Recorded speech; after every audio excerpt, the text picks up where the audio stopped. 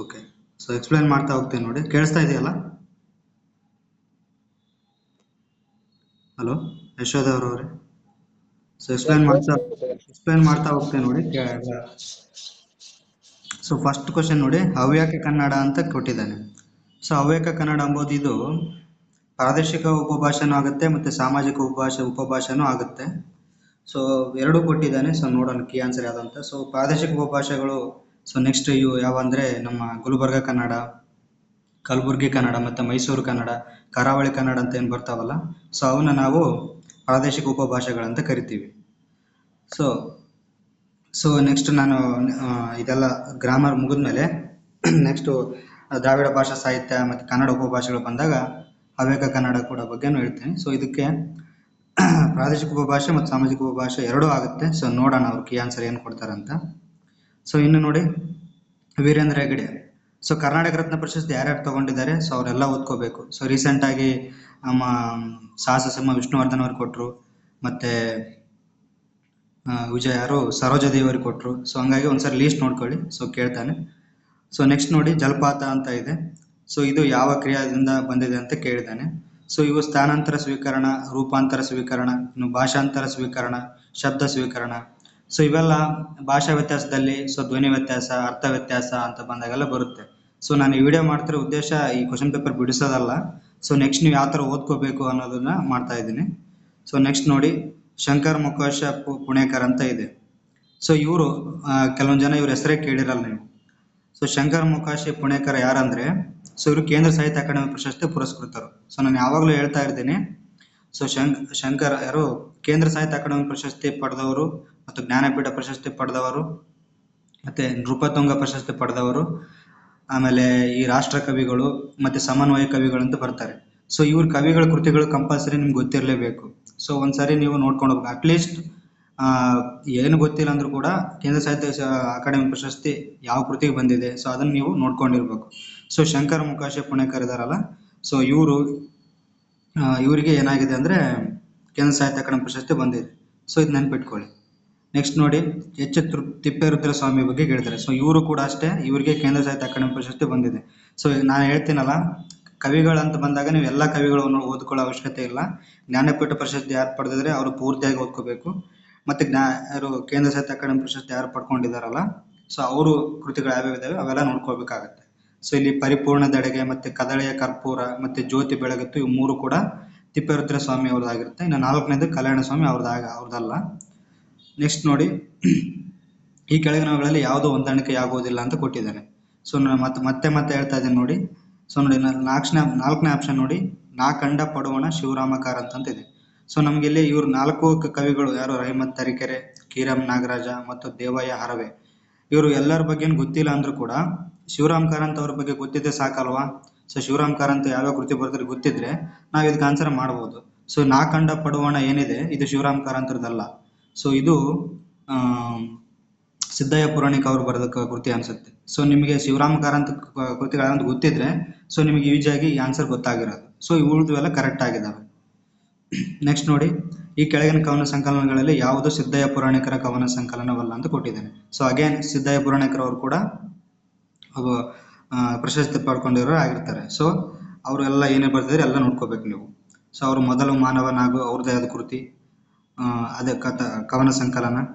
Next ಜಲಪಾತ ಕೂಡ ಅವ್ರದ್ದು, ಮತ್ತು ಮಾನಸ ಸರೋವರ ಕೂಡ ಅವ್ರದ್ದೇ ಆಗುತ್ತೆ. ಇಲ್ಲಿ ಬಡಿಮುತ್ತು ಅನ್ನೋದು ಅವ್ರದ್ದು ಆಗಿರಲ್ಲ. ಸೊ ಬಡಿಮುತ್ತು ಅನ್ನೋದಕ್ಕೆ ಆನ್ಸರು.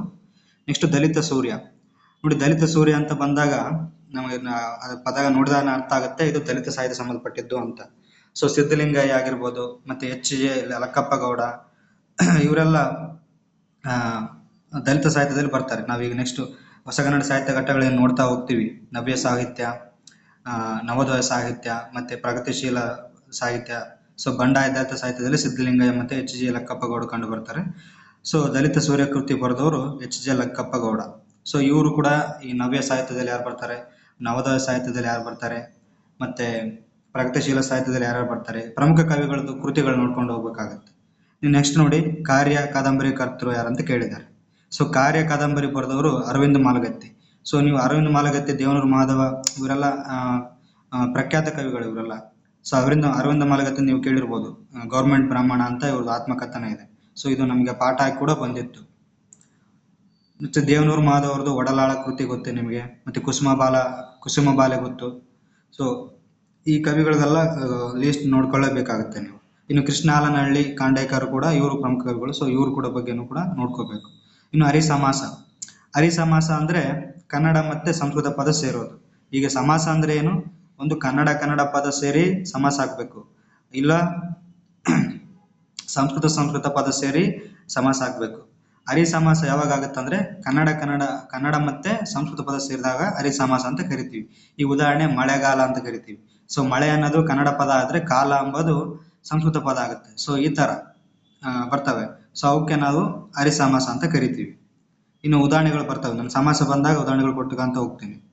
ನೆಕ್ಸ್ಟ್ ನೋಡಿ, ಸೊ ಕನಕದಾಸರು, ವಾದಿರಾಜರು, ನರಹರಿ ತೀರ್ಥರು, ಎಳವನಕಟ್ಟೆ ಗಿರಿಯಮ್ಮ. ಸೊ ಇವರೆಲ್ಲ ಯಾವುದರಲ್ಲಿ ಬರ್ತಾರೆ, ಕೀರ್ತನೆಗಳು. ಸೊ ಕೀರ್ತನೆಗಳು ಬರ್ತಾರಲ್ಲ ಅದರಲ್ಲಿ ಸೊ ಕನಕದಾಸರು ಬರ್ತಾರೆ. ಸೊ ನಮಗೆ ಇಲ್ಲಿ ನೋಡ್ಬೋದು, ಕನಕದಾಸರು ಕಾಗಿನೆಲ ಆದಿಕೇಶವ ಅಂತ ಎಲ್ಲರಿಗೂ ಗೊತ್ತಿರುತ್ತೆ. ಸೊ ಇಲ್ಲಿ ಒನ್ಗೆ option 3. So 1 option 3 first option ಮಾತ್ರ ಕೊಟ್ಟಿದ್ದಾನೆ. ಸೊ ನಮ್ಗೆ ಇದಷ್ಟೇ ಗೊತ್ತೇ ಸಾಕಾಗಲ್ಲ, ನಮ್ಗೆ ಬೇರೆ ಯಾವ್ದು ಗೊತ್ತಿರಲ್ಲ, ನಮ್ಗೆ ಅದು ಗೊತ್ತಿರಬೇಕು. ಸೊ ಇಲ್ಲಿ ನೋಡಿ, ಎರಡನೇದ್ದು ವಾದಿರಾಜರು, ಅವ್ರ ಹಯವದನ. ಸೊ ಇದು ಇಂಥವ್ರು ನೆನಪಿರ್ಬೇಕು. ನೆಕ್ಸ್ಟ್ ಎಕ್ಸಾಮಲ್ಲಿ ಕೇಳ್ಬೋದು ವಾದಿರಾಜವ್ರದ್ದು ಯಾವುದು ಅಂಕಿತನಾಮ ಅಂತ ಹೇಳಿ. ಸೊ ನಮ್ಗೆ ಗೊತ್ತಿರೋದು ಬಿಟ್ಟು ಗೊತ್ತಿಲ್ಲದ ಕಡೆ ಕಾನ್ಸಂಟ್ರೇಷನ್ ಮಾಡಬೇಕು. ಸೊ ಕೀರ್ತನೆಕಾರರು ಯಾರ್ಯಾರಿದ್ದಾರೆ, ಸೊ ಅವರು ಅಂಕಿತನಾಮಗಳೇನಿದ್ದಾವೆ, ಅವ್ರ ಪ್ರಸಿದ್ಧ ಏನು ಅವ್ರದ್ದು ಯಾವ ಕೀರ್ತನೆಗಳು ಯಾವಿದ್ದಾವೆ, ಸೊ ಅದನ್ನ ಮುಂದೆ ನಾನು ಕೊಡ್ತಾ ಬರ್ತೀನಿ. ಸೊ ಇದಕ್ಕೆ option A answer. So Narahari ತೀರ್ಥರದ್ದು ರಘುಪತಿ ಅನ್ನೋದು ಅಂಕಿತನಾಮ. ಇನ್ನು ಎಳವನಕಟ್ಟೆ ಗಿರಿಯಮ್ಮ ರಂಗನಾಥ. ನೆಕ್ಸ್ಟ್ ನೋಡಿ, ತೈಲಪ ದೊರೆ ಈ ಕೆಳಗಿನ ಯಾವ ಕವಿಗೆ ಆಶ್ರಯ ನೀಡಿದ್ದನು. ಸೊ ಜನ್ನ, ಶಾಂತಿನಾಥ, ರನ್ನ, ಅಗ್ಗಳ ಅಂತ ಇದೆ. ಸೊ ತೈಲಪ ದೊರೆ ರನ್ನನಿಗೆ ಆಶ್ರಯ ಕೊಟ್ಟಿದ್ದ. ಸೊ ಇಲ್ಲಿ ಜನ್ನ ಅಂತ ಸ್ವಲ್ಪ ತಪ್ಪಾಗಿದೆ, ಇದು ಅವರು ಗುರ್ತು ಮಾಡಿದ ಕರೆಕ್ಟಾಗಿ ಗುರ್ತು ಮಾಡಿಲ್ಲ ಅಲ್ಲಿ. ಸೊ ಜನ್ನ, ರನ್ನ, ಹೊನ್ನ, ಸೊ ಇವರೆಲ್ಲ ಪಂಪ ಯುಗದ ಕವಿಗಳು. ಸೊ ಇವ್ರ ಬಗ್ಗೆ ಎಲ್ಲ ಓದ್ಕೊಂಡಿರ್ಬೇಕು ನೀವು. ಇನ್ನು ಶಾಂತಿನಾಥ ಮತ್ತು ಶಾಂತಿನಾಥ ದೇಸಾಯಿ ಅಂತ ಇಬ್ಬರು ಬರ್ತಾರೆ. ಈ ಶಾಂತಿನಾಥ ಅನ್ನೋರು ಇವರು ಪಂಪ ಯುಗದ ಕವಿಗಳಲ್ಲಿ ಬರ್ತಾರೆ. ಶಾಂತಿನಾಥ ದೇಸಾಯಿ ಎಂಬವರು ಸೊ ಈಗ ಪ್ರೆಸೆಂಟ್ ಅಂದರೆ ನಮ್ಮ ಈ ಹೊಸಗನ್ನಡ ಸಾಹಿತ್ಯದಲ್ಲಿ ಬರುವಂಥ ಕವಿಗಳು. ಸೊ ಇದನ್ನ ಬಗ್ಗೆ ನೋಡ್ಕೊಂಡಿರ್ಬೇಕು. ಇನ್ನು ಅಗ್ಗಳ ಎಂಬವರು ಕೂಡ ಇವರು ಬಸವ ಯುಗ ಅಂತ ಬರುತ್ತೆ, ಸೊ ಅಲ್ಲಿ ಬರ್ತಾರೆ. ನೆಕ್ಸ್ಟ್ ಪೆಣ್ಣಂದೇಕೆ ಬೀಳುಗಳಿವರು, ಕಣ್ಣು ಕಾಣದ ಗಾವಿಲರು ಅಂತ ಇದೆ. ಸೊ ಇದನ್ನು ಬರೋದು ಯಾರಪ್ಪ ಅಂದರೆ ಹೊನ್ನಮ್ಮ, ಸಂಚೆಯ ಹೊನ್ನಮ್ಮ. ಸೊ ಸಂಚೆಯ ಹೊನ್ನಮ್ಮರದು ಅಧಿಪದಯ ಧರ್ಮ ಅಂತೇಳಿ ಇವ್ರಿಗೊಂದು ಫೇಮಸ್ ಕೃತಿ ಇದು. ಇನ್ನು ನೋಡಿ, ಕನಕದಾಸರು, ಪುರಂದರದಾಸರು ಮತ್ತೆ ಇವರು ಕೀರ್ತನೆಗಳು ಅಥವಾ ಏನು ದಾಸ ಸಾಹಿತ್ಯದಲ್ಲಿ ಬರ್ತಾರೆ. ಸೊ ಅವ್ರದ್ದು ಕೂಡ ಫೇಮಸ್ ಆಗಿರ್ತಕ್ಕಂಥ ಸಾಲುಗಳನ್ನು ನೆನಪಿಟ್ಕೋಬೇಕು ನೀವು. ಇನ್ನು ಅಕ್ಕಮಹಾದೇವಿ ವಚನಗಾರ್ತಿ ಅಲ್ವಾ, ಸೊ ವಚನಗಾರ್ತಿ ಅವ್ರ ಬಗ್ಗೆನೂ ಕೂಡ ನೋಡ್ಕೋಬೇಕು. ಇನ್ನು ಸಿದ್ದರಾಮನ ವಚನಾಂಕಿತ ಅಂತ ಇದೆ. ಸೊ ಸಿದ್ದರಾಮ ಕೂಡ ವಚನಕಾರರು ಇವರು. ಸೊ ಇವ್ರದ್ದು ವಚನಾಂಕಿತ ಕಪಿಲ ಸಿದ್ಧ ಮಲ್ಲಿಕಾರ್ಜುನ. ಸೊ ಸಿದ್ದರಾಮೇಶ್ವರ ಯಾರ್ದು, ಸೊ ಕಪಿಲ ಸಿದ್ಧ ಯಾರ್ದು, ಮಲ್ಲಿಕಾರ್ಜುನ. ಸೊ ಚನ್ನ ಮಲ್ಲಿಕಾರ್ಜುನ ಅಕ್ಕಮಹಾದೇವ ವಚನಾಂಕಿತ ಅಲ್ವಾ, ಸೊ ಅದನ್ನ ನೋಡ್ಕೋಬೇಕು. ಸೊ ಇದೊಂದು ಲೀಸ್ಟ್ ಇದೆ, ಸೊ ಲೀಸ್ಟ್ ನಾನು ಕೊಡ್ತೀನಿ, ಅವ ನೋಡ್ಕೊಂಡು ಹೋಗಿ.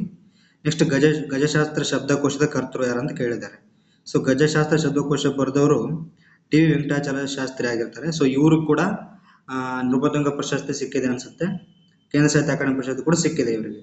ಸೊ ನಾನು ಹೇಳ್ತೀನಲ್ಲ, ಸೊ ನೀವು ಕೇಂದ್ರ ಸಾಹಿತ್ಯ ಅಕಾಡೆಮಿ ಪ್ರಶಸ್ತಿ ಯಾರು ತಗೊಂಡಿದ್ದಾರೆ, ಸೊ ಅವ್ರ ಕೃತಿಗಳನ್ನ ಒಂದು ಕಡೆ ಪಟ್ಟಿ ಮಾಡಿ ಇಟ್ಕೊಳ್ಳಿ. ಸೊ ನಿಮ್ಗೆ ಎಕ್ಸಾಮ್ ಯೂಸ್ ಆಗುತ್ತೆ. ಇನ್ನು B M Shri, so B M Shri ಅವ್ರದ್ದು ಫುಲ್ ಫಾರ್ಮ್ ಕೇಳ್ತಾರೆ, ಪೂರ್ಣ ರೂಪ. ಸೊ ಬೆಳ್ಳೂರು ಮೈಲಾರಯ್ಯ ಶ್ರೀಕಂಠಯ್ಯ ಅನ್ನೋದು. ಇನ್ನು ನೆಕ್ಸ್ಟ್ ನೋಡಿ, ಈಗ ಕ್ರಿಯಾಪದದ ನಾನು ಆಲ್ರೆಡಿ ಹೇಳಿದ್ದೀನಲ್ಲ. ಸೊ ಸಂಯುಕ್ತ ಕ್ರಿಯಾಪದ ಅಂದರೆ ನೋಡುತ್ತಿದ್ದಾನೆ. ಸೊ ನೋಡುತ್ತಾ ಪ್ಲಸ್ ಇದ್ದಾನೆ. ಸೊ ಒಂದಕ್ಕಿಂತ ಹೆಚ್ಚಿನ ಧಾತುಗಳಿದ್ರೆ, 2 ಧಾತುಗಳಿದೆ ಅಥವಾ ಅದಕ್ಕಿಂತ ಹೆಚ್ಚು ಧಾತು ಇದ್ರೆ ಸೊ ಸಂಯುಕ್ತ ಕ್ರಿಯಾಪದ ಅಂತ ಕರಿತೀವಿ. ಸೊ ಅದು ನೋಡುತ್ತಿದ್ದಾನೆ ಆಗುತ್ತೆ ಸಂಯುಕ್ತ ಕ್ರಿಯಾಪದ. ಸಂಭವನಾರ್ಥ ಕ್ರಿಯಾಪದ ಸೊ ಓದಾಳು, ಓದಾನು, ಓದಾರು ಸೊ ಆಗುತ್ತೆ. ನೆಕ್ಸ್ಟ್ ನೋಡಿ, ಸಾಪೇಕ್ಷ ಕ್ರಿಯಾಪದ. ಸೊ ಇಲ್ಲಿ ಸಾಪೇಕ್ಷ ಕ್ರಿಯಾಪದ ಅಂದರೆ ಇದೊಂದು ಸಹಾಯಕ ಕ್ರಿಯಾಪದ ಥರ. ಸೊ ಇದು ಇನ್ನೊಂದು ಕ್ರಿಯಾಪದದ ಜೊತೆ ಇರುತ್ತೆ. ಸೊ ಇಲ್ಲಿ ನಗುತ್ತಾ, ಹೋಗುವೆವು ಅನ್ನೋದು ಸಾಪೇಕ್ಷ ಕ್ರಿಯಾಪದ ಆಗುತ್ತೆ. ಇನ್ನು ಪ್ರೇರಣಾರ್ಥ ಕ್ರಿಯಾಪದ ಒರೆಸು ಅಂತ ಆಗುತ್ತೆ. ನೆಕ್ಸ್ಟ್ ನೋಡಿ, ಕನ್ನಡ ಶಾಸನಗಳನ್ನು ಸಂಗ್ರಹಿಸಿ ಪ್ರಕಟಿಸಿದ ಕೀರ್ತಿ ಇವರಿಗೆ ಸಲ್ಲುತ್ತದೆ. So E P Rice, B L rice ಮತ್ತು ಕರ್ನಲ್ ಮೆಕೆಂಜಿ ಇವರೆಲ್ಲ ಏನಾಗ್ತಾರೆ, ಪಾಶ್ಚಾತ್ಯ ವಿದ್ವಾಂಸರಾಗ್ತಾರೆ ಕನ್ನಡ ಬಗ್ಗೆ ಸಂಗ್ರಹಿಸಿದವರಲ್ಲಿ. ಸೊ ಬಿ ಎಲ್ ರೈಸು ನಿಮಗೆಲ್ಲ ಗೊತ್ತೇ ಇದೆ, ಕನ್ನಡ ಶಾಸನಗಳ ಪಿತಾಮಹ ಅಂತ ಕರಿತೀವಿ ಬಿ ಎಲ್ ರೈಸ್ನ. ಸೊ ಇವ್ರ ಪೂರ್ತಿ ಹೆಸರು Benjamin Lewis Rice. So E P Rice, B L Rice, Colonel Mackenzie ಬಗ್ಗೆ ಸೊ ಪಾಶ್ಚಾತ್ಯ ವಿದ್ವಾಂಸರಂತ ಟಾಪಿಕ್ ಬಂದಾಗ ಅದ್ರ ಬಗ್ಗೆ ಇನ್ನು ಪೂರ್ತಿಯಾಗಿ ತಿಳ್ಕೊಳ್ಳೋಣ. ಇನ್ನು ಚಿದಾನಂದ ಮೂರ್ತಿ ಅವರು ಕೂಡ ಇವ್ರಿಗೂ ಕೂಡ ಕೇಂದ್ರ ಸಾಹಿತ್ಯ ಅಕಾಡೆಮಿ ಪ್ರಶಸ್ತಿ ಬಂದಿದೆ. ಸೊ ಇವ್ರ ಕೃತಿಗಳನ್ನು ಕೂಡ ನೀವು ನೋಡ್ಕೋಬೇಕು. ಇನ್ನು ನೆಕ್ಸ್ಟ್ ನೋಡಿ, ಕೆಳಗಿನವುಗಳಲ್ಲಿ ಯಾವುದು ಹೊಂದಾಣಿಕೆ ಆಗುತ್ತದೆ ಅಂತ ಕೊಟ್ಟಿದ್ದಾನೆ. ಇಲ್ಲಿ ಆಕ್ಚುಲಿ ರನ್ನನ ಅಜಿತ ಪುರಾಣ ಕರೆಕ್ಟ್ ಆಗಿದೆ, ಮತ್ತೆ ನಾಗಚಂದ್ರನ ಮಲ್ಲಿನಾಥ ಪುರಾಣ ಕರೆಕ್ಟ್ ಆಗಿದೆ. ಸೊ ಎರಡೂ ಸರಿಯಾಗುತ್ತೆ. ಸೊ ಅವರು ತಪ್ಪಾಗಿ ಕೊಟ್ಟಿದ್ದಾರೆ. ಇನ್ನು ಪರಶುರಾಮ ಚರಿತ್ರೆ ಕೂಡ ರನ್ನಂದೇ ಆಗುತ್ತೆ. ಇನ್ನು ಶಾಂತಿನಾಥ ಪುರಾಣ ಪೊನ್ನಂದಾಗುತ್ತೆ. ಸೊ ದುರ್ಗಾಸಿಂಹ ಅವ್ರದ್ದು ಪಂಚತಂತ್ರ ಅಂತ ಕನ್ನಡದಲ್ಲಿ ಒಂದು ಕೃತಿ ಇದೆ. ಸೊ ಅದನ್ನು ಬರೆದಿದ್ದಾರೆ. ಸೊ ಅದನ್ನ ನೋಡ್ಕೊಂಡಿರ್ರಿ. ನೆಕ್ಸ್ಟ್ ಕುಂ ವೀರಭದ್ರಪ್ಪನವರ ಕಥಾ ಸಂಕಲನಗಳಂತಿದೆ. ಸೊ ಕುಂ ವೀರಭದ್ರಪ್ಪ ಕೂಡ ರೀಸೆಂಟ್ ಆಗಿ ಒಂದು 10-15 ವರ್ಷದಿಂದ ಬಂದಿರ್ಬೇಕು ಇವರಿಗೆ ಕೇಂದ್ರ ಸಾಹಿತ್ಯ ಅಕಾಡೆಮಿ ಪ್ರಶಸ್ತಿ. ಸೊ ಅವ್ರ ಕೃತಿಗಳನ್ನು ಕೂಡ ನೀವು ನೋಡ್ಕೋಬೇಕು. ನೆಕ್ಸ್ಟ್ ನೋಡಿ, ಅಂತಹ ಇಂತಹ ಎಂತಹ. ಸೊ ಇವೆಲ್ಲ ನಾವು ನಾಮವಾಚಕಗಳು ಮಾಡಿದೀವಲ್ಲ, ಸೊ ಅದರಲ್ಲಿ ಬರುತ್ತೆ. ಸೊ ಅಂತಹ ಇಂತಹ ಎಂಬುದು ಪ್ರಕಾರವಾಚಕ ಆಗಿರುತ್ತೆ. ಇನ್ನು ವಚನಕಾರ ಡಕ್ಕಯ್ಯ ಬೊಮ್ಮಣ್ಣನ ಅಂಕಿತ ನಾಮ ಅಂತ ಕೇಳಿದ್ದಾರೆ. ಸೊ ಇದು ಲೀಸ್ಟ್ ಇದೆ, ನಾನು ವಚನಕಾರ ಲಿಸ್ಟ್ ಕೊಟ್ಟಾಗ. ಸೊ ಅದು ನೋಡ್ಕೊಂತ್ರಿ. ಸೊ ಅಥವಾ ನೀವೇ ಈಗಲಿಂದನೇ ಒಂದು ಲೀಸ್ಟ್ ಮಾಡ್ಕೋತಾ ಹೋಗಿ. ಸೊ ಇಲ್ಲಿ ವಚನಕಾರ ಡಕ್ಕಯ್ಯ ಬೊಮ್ಮಣ್ಣನ ಅಂಕಿತ ನಾಮ ಕಾಲಾಂತರ ಭೀಮೇಶ್ವರ ಲಿಂಗ ಆಗುತ್ತೆ. ಇನ್ನು ದ್ರೌಪದಿಯ ಶ್ರೀಮುಡಿ ಇದರ ಕೃತಿಯ ಕರ್ತೃ ನೋಡಿ. ಮತ್ತೆ ಕುವೆಂಪು, ವಿಕ್ರು ಗೋಕಾಕು. ಸೊ ಇವರೆಲ್ಲ ಯಾರು ಜ್ಞಾನಪೀಠ ಪ್ರಶಸ್ತಿ ಪಡೆದವರು. ಇವರು ಪ್ರತಿಯೊಂದು ಕೃತಿ ಬಗ್ಗೆ ನಿಮ್ಗೆ ಗೊತ್ತಿರಲೇಬೇಕು. ಇನ್ನು GS ರುದ್ರಪ್ಪ. ಸೊ ಇವರು ರಾಷ್ಟ್ರಕವಿ ಹೌದು, ಸಮನ್ವಯ ಕವಿ ಹೌದು. ಸೊ ಇವ್ರ ಬಗ್ಗೆ ಅಂತೂ ನೀವು ಇನ್ನೂ ಚೆನ್ನಾಗಿ ತಿಳ್ಕೊಳ್ಳಬೇಕು. ಇನ್ನು TS ವೆಂಕಣ್ಣಯ್ಯ ಅವರು ಕೂಡ ಕೇಂದ್ರ ಸಾಹಿತ್ಯ ಅಕಾಡೆಮಿ ಪ್ರಶಸ್ತಿ ತಗೊಂಡಿದ್ದಾರೆ. ಸೊ ಅವ್ರ ಬಗ್ಗೆ ಕೂಡ ತಿಳ್ಕೊಳ್ಳಿ. ಈಗ ದ್ರೌಪದಿ ಶ್ರೀಮುಡಿ ಕರ್ತೃ ಕುವೆಂಪು ಆಗಿರ್ತಾರೆ. ಸೊ ಕುವೆಂಪು ಬಗ್ಗೆ ನೀವು ತುಂಬಾನೇ ಇದೆ ತಿಳ್ಕೊಳ್ಳೋದು. ಸೊ ನಾನು ಕೊಡ್ತೀನಿ ನೆಕ್ಸ್ಟ್ ಹೇಳ್ಬೇಕಾ ಏನೇನು ಅದ್ರದ್ದು ಏನು ನೋಟ್ಸ್ ಇದೆ ಕೊಡ್ತಾ ಹೋಗ್ತೀನಿ. ಸೊ ಈ ಕೆಳಗಿನವುಗಳಲ್ಲಿ ಯಾವುದು ಶ್ರೀರಂಗರ ನಾಟಕವಲ್ಲ. ಇಲ್ಲಿ ನೋಡಿ, ಟೊಳ್ಳುಗಟ್ಟಿ ಅಂತ ಇದೆ. ಸೊ ಟೊಳ್ಳುಗಟ್ಟಿ ಇದು ನಮ್ಮ TP ಕೈಲಾಸಂ, ತ್ಯಾಗರಾಜ ಪಂಡಿತಂ ಏನೋ ಕರಿತೀವಲ್ಲ, ತ್ಯಾಗರಾಜ ಪರಮಶಿವ ಕೈಲಾಸಂ ಅಂತ ಕರಿತೀವಿ. ಸೊ ಅವರು ಬರೆದಿರ್ತಕ್ಕಂಥ ನಾಟಕ ಟೊಳ್ಳುಗಟ್ಟಿ. ಸೊ ಉಳಿದವೆಲ್ಲ ಶ್ರೀರಂಗರ ನಾಟಕಗಳು ಆಗಿರ್ತವೆ. ಸೊ ಇದು ಒಂದು ಗೊತ್ತಿದ್ರು ಕೂಡ ನಿಮ್ಗೆ ಇಲ್ಲಿ ಆನ್ಸರ್ ಮಾಡ್ಬೋದಾಗಿತ್ತು. ಸೊ ಈ ತರ ಫೇಮಸ್ ಕೃತಿಗಳು ಇರ್ತವೆ. ಈ ಶ್ರೀರಂಗರದು ಆದ್ಯ ರಂಗಾಚಾರ್ಯ ಅಂತ ಅವ್ರದ್ದು ಪೂರ್ತಿ ಹೆಸರು. ಸೊ ಶ್ರೀರಂಗ ಎಂಬುದು ಅವ್ರದ್ದು ಅಂಕಿತ ನಾಮ. ಇನ್ನು ನೆಕ್ಸ್ಟ್ ನೋಡಿ, ಮಾಗಿ, ಕಪ್ಪು, ದ್ವಿತ್ವ, ತೇರು. ಸೊ ಅಗೇನ್ ರಾಘವೇಂದ್ರ ಪಾಟೀಲ್ ಮತ್ತೆ ಕುಂ ವೀರಭದ್ರಪ್ಪ. ಸೊ ಇವರೆಲ್ಲ ಏನು ಕೇಂದ್ರ ಸಾಹಿತ್ಯ ಅಕಾಡೆಮಿ ಪ್ರಶಸ್ತಿ ಪಡೆದಿದ್ದಾರೆ. ಅದರಲ್ಲಿ ರಾಘವೇಂದ್ರ ಪಾಟೀಲ್ ಅವರಿಗೆ ತೇರು ಅನ್ನಂತ ಕೃತಿಗೆ ಕೇಂದ್ರ ಸಾಹಿತ್ಯ ಅಕಾಡೆಮಿ ಪ್ರಶಸ್ತಿ ಬಂದಿದೆ. ಸೊ ಇಲ್ಲಿ ನೋಡಿ, ನಿಮ್ಗೆ ಒಂದು ವೇಳೆ ತೇರು 4ಕ್ಕೆ 2 ಆಪ್ಷನ್ ಅಲ್ಲಿ ಒಂದೇ ಇರೋದು B option. So B option correct ಆಗುತ್ತೆ. ಸೊ ಮಾಗಿ ಅನ್ನೋದು ಮನ ಜವರಾಯ್ ಅವರ ಕೃತಿ ಆಗಿರುತ್ತೆ. ಇನ್ನು ಕಪ್ಪು ಅನ್ನೋದು ಕುಂ ವೀರಭದ್ರಪ್ಪ ಅವ್ರದ್ದಾಗಿರುತ್ತೆ. ಇನ್ನು ದ್ವಿತ್ವ ಎಂಬುದು ಆರ್ ಸುನಂದಮ್ಮ ಆಗುತ್ತೆ. ಸೊ ಇವರು ಆರ್ ಸುನಂದಮ್ಮ ಮಹಿಳಾ ಸಾಹಿತ್ಯಗಳಲ್ಲಿ ಬರ್ತಾರೆ. ಸೊ ವಿಜಯದೇವಿ ತಾಯಿ ಲಿಗಾಡಿ ಅವರು ಬರ್ತಾರೆ. ಮತ್ತೆ ಅನುಪಮ ನಿರಂಜನ ಬರ್ತಾರೆ. ಸಾರಾ ಅಬೂಬ್ಕರ್ ಬರ್ತಾರೆ. ಸೊ ಅವ್ರ ಬಗ್ಗೆ ಮಹಿಳಾ ಸಾಹಿತ್ಯಗಳು ಹೇಳ್ಬೇಕಾದ್ರೆ ಸೊ ನೋಟ್ಸ್ ಕೊಡ್ತಾ ಹೋಗ್ತೇವೆ. ನೆಕ್ಸ್ಟ್ ಬಾದಾಮಿ ಶಾಸನದ ಕಾಲ. ಸೊ ಬಾದಾಮಿ ಚಾಲುಕ್ಯರು ನಮ್ಗೆ ಯಾವಾಗ ಬರ್ತಾರೆ? ಸೊ ನಿಮ್ಗೆ ಗೊತ್ತಿರೋ ಹಾಗೆ ಇಮ್ಮಡಿ ಪುಲಕೇಶಿ ಮತ್ತೆ ಹರ್ಷವರ್ಧನ್ ನಡುವೆ ಕಾಲಘಟ್ಟ ಯಾವಾಗ ಬರುತ್ತಲ್ಲ, ಕ್ರಿಸ್ತಶಕ 6ನೇ-7ನೇ ಶತಮಾನದಲ್ಲಿ ಬರುತ್ತೆ. ಸೊ ಆ ಗೆಸ್ ಮೇಲೆ ನೀವು 700 ಅಂತ ಹಾಕ್ಬೋದು. ಸೊ 700 ಇದಕ್ಕೆ ಸರಿಯಾದ ಉತ್ತರ. ನೆಕ್ಸ್ಟ್ ವಿಮರ್ಶೆಯ ಪೂರ್ವ ಪಶ್ಚಿಮ. ಸೊ ಹಾಗೆ ನೋಡಿ, BM ಶ್ರೀ, ತೀನಂ ಶ್ರೀ ಇವರೆಲ್ಲ ನವ್ಯ ಸಾಹಿತ್ಯದಲ್ಲಿ ಏನು ಬರ್ತಾರೆ, ನವೋದಯ ಸಾಹಿತ್ಯದಲ್ಲಿ ಸೊ ಪ್ರಮುಖ ಕವಿಗಳು. ಸೊ GS ರುದ್ರಪ್ಪ ನಾನು ಹೇಳಿದ್ನಲ್ಲ, GS ರುದ್ರಪ್ಪ ಕೂಡ ಅವ್ರ ಬಗ್ಗೆ ತುಂಬಾ ಓದ್ಬೇಕು ನೀವು. ಇನ್ನು ಮಾಸ್ತಿ ವೆಂಕಟೇಶ ಅಯ್ಯಂಗಾರ್ ಗೊತ್ತಿದೆ, ಜ್ಞಾನಪೀಠ ಪ್ರಶಸ್ತಿ ತಗೊಂಡಿದ್ದಾರೆ. ಸೊ ವಿಮರ್ಶೆಯ ಪೂರ್ವ ಪಶ್ಚಿಮ ಅನ್ನೋದು GS ರುದ್ರಪ್ಪ ಅವ್ರದ್ದು. ಇನ್ನು ಮತದಾನ ಕಾದಂಬರಿ. ಸೊ ಇತ್ತೀಚೆಗೆ ನಮ್ಮ SL ಭೈರಪ್ಪ ಅವರು ತೀರ್ಕೊಂಡ್ರು. ಸೊ ಅವ್ರ ಬಗ್ಗೆ ನೆಕ್ಸ್ಟ್ ಕ್ವಶನ್ ಬರ್ತಾ ಇರ್ತವೆ. ಸೊ SL ಭೈರಪ್ಪ ಅವರ ಬಗ್ಗೆ ಪೂರ್ತಿಯಾಗಿ ತಿಳ್ಕೊಳ್ಳಿ. ಸೊ ಅವ್ರದ್ದು ಮತದಾನ ಕಾದಂಬರಿ SL ಭೈರಪ್ಪ ಅವ್ರದ್ದು. ಸೊ ಇದ್ರ ಇನ್ನೂ ಕಾವ್ಯಗಳು ಯಾವ್ಯಾವ ಅಂದ್ರೆ ಕೃತಿಗಳು ಮಂದ್ರ ಅಂತ ಇದೆ, ಬಿತ್ತಿ ಇದೆ, ಅವರ ಆತ್ಮಕಥನ. ಸೊ ಇನ್ನು ಬೇರೆ ಬೇರೆ ಇದಾವೆ, ನೋಡ್ಕೋತಾ ಹೋಗಿ. ಸೊ ಯಶವಂತ್ ಚಿತ್ತಾಲ, ಇವರ ಅನಂತಮೂರ್ತಿ. ಸೊ ಅವರು ಕೂಡ ಪ್ರಮುಖ ಕವಿಗಳು. ಅನುಪಮ ನಿರಂಜನ ನಾನು ಆಗ್ಲೇ ಹೇಳಿದ್ನಲ್ಲ. ಸೊ ಇವ್ರ ಬಗ್ಗೆನೂ ಕೂಡ ನೋಡ್ಕೋಬೇಕು. ನೆಕ್ಸ್ಟ್ ನೋಡಿ, ಕನ್ನಡ ಭಾಷೆಯ ಸ್ವೀಕೃತ ಶಬ್ದಗಳ ಪಟ್ಟಿಯಲ್ಲಿ ಯಾವ ಭಾಷೆಗಳ ಪದ ಸಿಂಹಪಾಲು ಇದೆ? ಸೊ ಇದು ನಾನು ಅನ್ಯ ದೇಶ ಶಬ್ದಗಳು ಕೊಟ್ಟಾಗ ಗೊತ್ತಾಗುತ್ತೆ ನಿಮ್ಗೆ ಯಾವ್ದು ಜಾಸ್ತಿ ಇದೆ ಅಂತ ಹೇಳಿ. ಸೊ ಸಂಸ್ಕೃತ ಪ್ರಾಕೃತದಿಂದನೇ ಜಾಸ್ತಿ ಬಂದಿರೋದು. ಯಾಕಂದ್ರೆ ಆಲ್ಮೋಸ್ಟ್ ಈಗ ನಾವೇನು ಕನ್ನಡದಲ್ಲಿ ನಾವೇನು ಪದಗಳು ಮಾತಾಡ್ತೀವಲ್ಲ, ಅದರಲ್ಲಿ 50% ಅಂದ್ರೆ 50% ಸಂಸ್ಕೃತ ಪದಗಳೇ ಇರ್ತವೆ. ಸೊ ಇದಕ್ಕೆ B ಆನ್ಸರ್ ಆಗುತ್ತೆ. ನೆಕ್ಸ್ಟ್ ನೋಡಿ, ಒಡ್ಡಾರಾಧನೆ, ಕರ್ನಾಟಕ ಭಾರತ ಕಥಾಮಂಜರಿ, ಅಜಿತ ತೀರ್ಥಂಕರ ಪುರಾಣ ಮತ್ತು ಹರಿಶ್ಚಂದ್ರ ಕಾವ್ಯ. ಇದಕ್ಕೆ ನೋಡಿ ನಿಮ್ಗೆ ಒಂದ್ ವೇಳೆ ಆನ್ಸರ್ ಗೊತ್ತಿಲ್ಲ ಅಂದ್ರೂ ಕೂಡ ಕರ್ನಾಟಕ ಭಾರತ ಕಥಾಮಂಜರಿ ಅನ್ನೋದು ಅಲ್ಲಿ ಭಾರತ ಅಂತ ಇದೆ, ಅಂದ್ರೆ ಮಹಾಭಾರತ ಅಂತ ರಿಲೇಟ್ ಮಾಡ್ಕೊಂಡು ಸೊ ದ್ರೌಪದಿಯ ವಸ್ತ್ರಾಪರಣ ಪ್ರಸಂಗ ಅಂತ ಅನ್ಕೋಬಹುದು.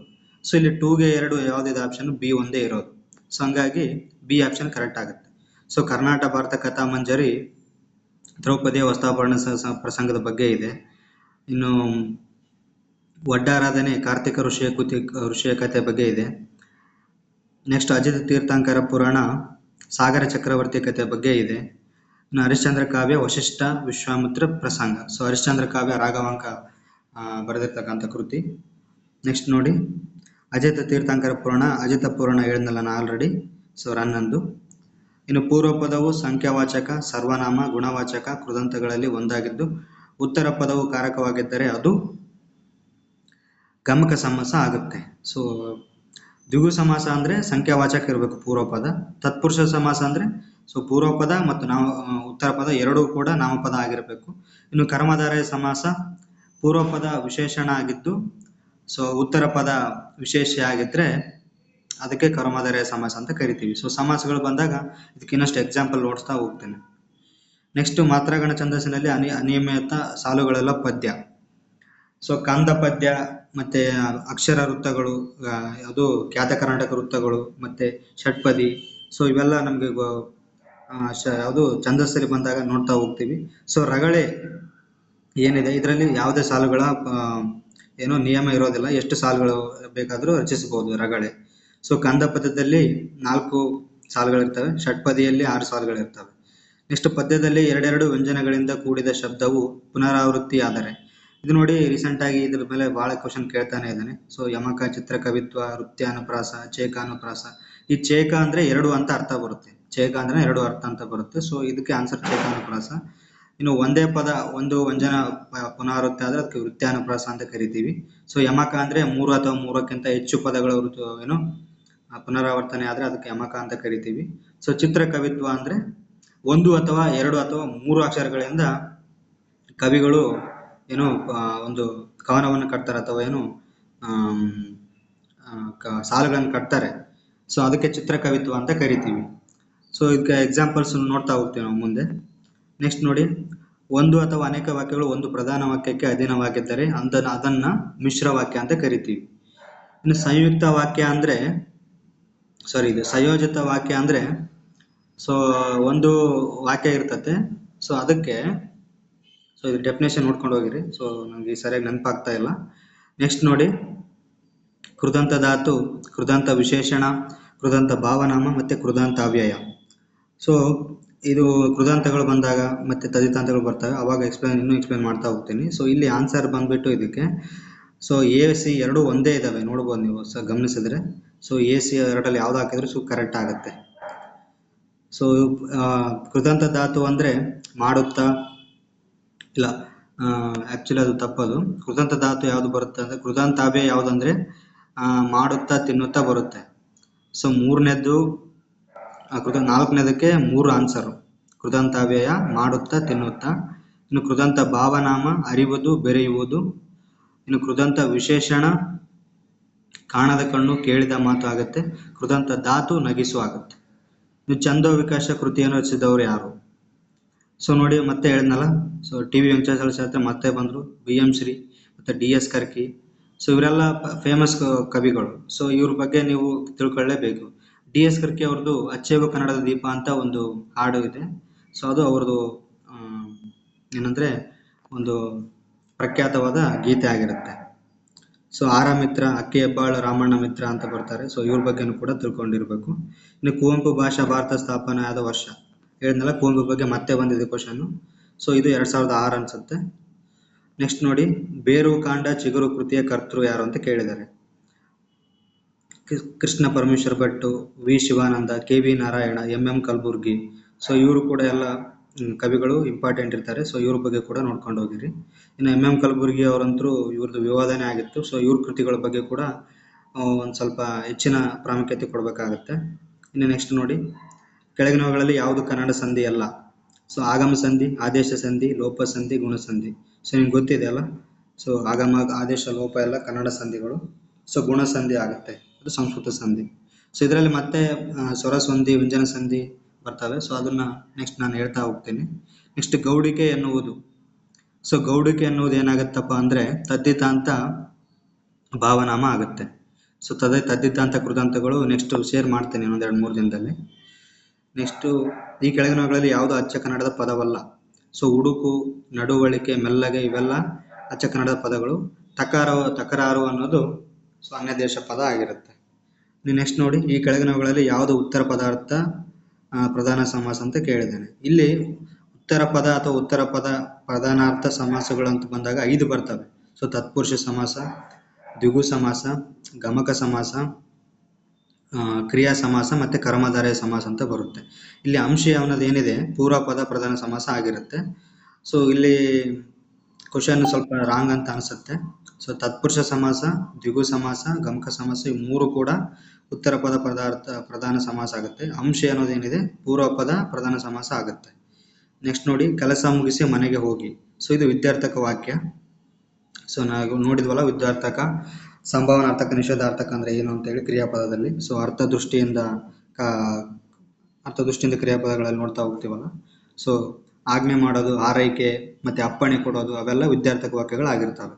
ಇನ್ನು ನೆಕ್ಸ್ಟ್ ನೋಡಿ, 3 ಅಥವಾ ಅದಕ್ಕಿಂತ ಹೆಚ್ಚಿನ ಅಕ್ಷರಗಳುಳ್ಳ ಪದ, ಪದಭಾಗ, ಪದ್ಯದ ಆದಿ, ಮಧ್ಯ, ಅಂತ್ಯ ಸ್ಥಾನಗಳಲ್ಲಿ ಎಲ್ಲಾದರೂ ನಿಯತವಾಗಿ ಬಂದಿದ್ದರೆ ಅದು ಈ ಕೆಳಗಿನ ಯಾವ ಅಲಂಕಾರ ಅಂದರೆ ಚಿತ್ರಕವಿತ್ವ ಅಲ್ಲ, ಆ್ಯಕ್ಚುಲಿ ಇದಕ್ಕೆ ಯಮಕ ಆಗುತ್ತೆ.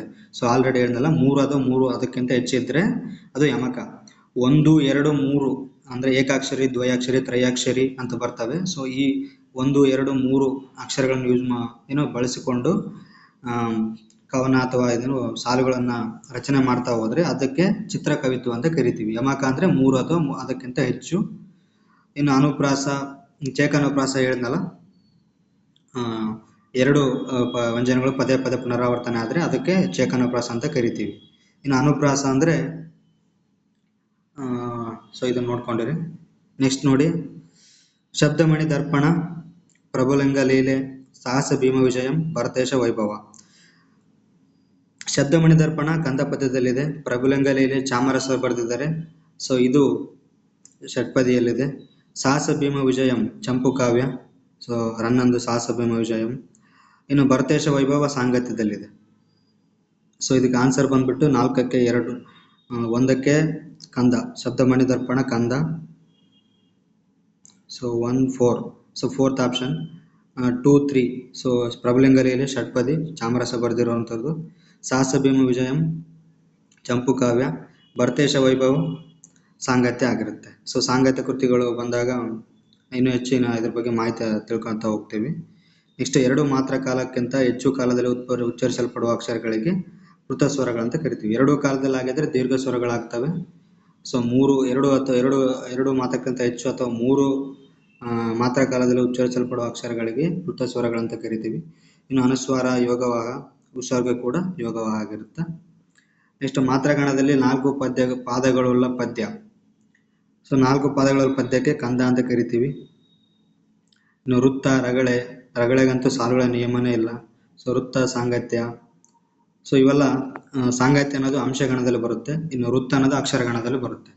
ನೆಕ್ಸ್ಟ್ ನೋಡಿ, ಆಸ್ಪತ್ರೆ ಎನ್ನುವುದು ಈ ಕೆಳಗಿನ ಯಾವ ಭಾಷೆಯ ಪದದ ರೂಪಾಂತರವಾಗಿದೆ ಅಂತ ಕೇಳಿದೆ. ಸೊ ಪರ್ಷಿಯನ್, ಸಂಸ್ಕೃತ, ಫ್ರೆಂಚ್ ಅನ್ನೋದು ಸೊ ಇಂಗ್ಲೀಷ್ ಆಗುತ್ತೆ. ಹಾಸ್ಪಿಟಲಿಂದ ಆಸ್ಪತ್ರೆ ಅಂತ ಆಗಿರುತ್ತೆ. ನೆಕ್ಸ್ಟ್, ಪ್ರಾಸಕ್ಕಾಗಿಯೇ ಅಥವಾ ಭಾಷೆಯ ಸೊಬಗನ್ನು ಹೆಚ್ಚಿಸಲೆಂದೇ ಬಳಸುವ ಕೂಡು ಪದಗಳನ್ನು ಹೀಗೆಂದು ಕರೆಯುತ್ತಾರೆ. ಸೊ ಇದಕ್ಕೆ ಆನ್ಸರು ಡೌಟಲ್ಲಿದೆ. ಸೊ ದ್ವಿರುಕ್ತಿನ ಅಥವಾ ನುಡಿಗಟ್ಟು ಅಂತ ಡೌಟ್ ಇದೆ. ಸೊ ನೋಡ್ತೀನಿ. ಸೊ ಇದಕ್ಕೆ ಅಪ್ಡೇಟ್ ಮಾಡ್ತೀನಿ ಆಮೇಲೆ. ನೆಕ್ಸ್ಟ್ ನೋಡಿ, ಸಮಾನಾರ್ಥಕ ಜೋಡಿ ಪದ, ಪೂರಕಾರ್ಥಕ ಜೋಡಿ ಪದ, ವಿರುದ್ಧಾರ್ಥಕ ಜೋಡಿ ಪದ ಮತ್ತು ಅಸ್ಪಷ್ಟಾರ್ಥಕ ಜೋಡಿ ಪದ. ಸೊ ಇಲ್ಲಿ ನಿಮಗೆ ಕನಸು ನನಸು ಅನ್ನೋದು ನೋಡಿದ ತಕ್ಷಣ ಗೊತ್ತಾಗುತ್ತೆ 2 ವಿರುದ್ಧಾರ್ಥಕ ಪದಗಳು ಅಂತ. ಇನ್ನು ಕೂಲಿ, ನಾಲಿ ಅನ್ನೋದು ಅಸ್ಪಷ್ಟಾರ್ಥಕ ಜೋಡಿ ಪದ. ಸೊ ಕೂಲಿ ಅನ್ನೋದಕ್ಕೆ ಅರ್ಥ ಇದೆ, ನಾಲಿ ಅನ್ನೋದಕ್ಕೆ ಅರ್ಥ ಇಲ್ಲ. ಈ ಕಾಫಿ ಗೀಫಿ ಅಂತ ಹೇಳ್ತೀವಿ. ಸೊ ಕಾಫಿ ಅನ್ನೋದಕ್ಕೆ ಅರ್ಥ ಇದೆ, ಗೀಫಿ ಅನ್ನೋದಕ್ಕೆ ಅರ್ಥ ಇಲ್ಲ. ಸೊ ಆ ಥರ ಅದು ಅಸ್ಪಷ್ಟಾರ್ಥಕ ಜೋಡಿ ಪದ ಆಗಿರುತ್ತೆ. ಇನ್ನು ಸಮಾನಾರ್ಥಕ ಜೋಡಿ ಪದ ಅನ್ನೋದ್ರೆ ಅವಳಿ ಜವಳಿ.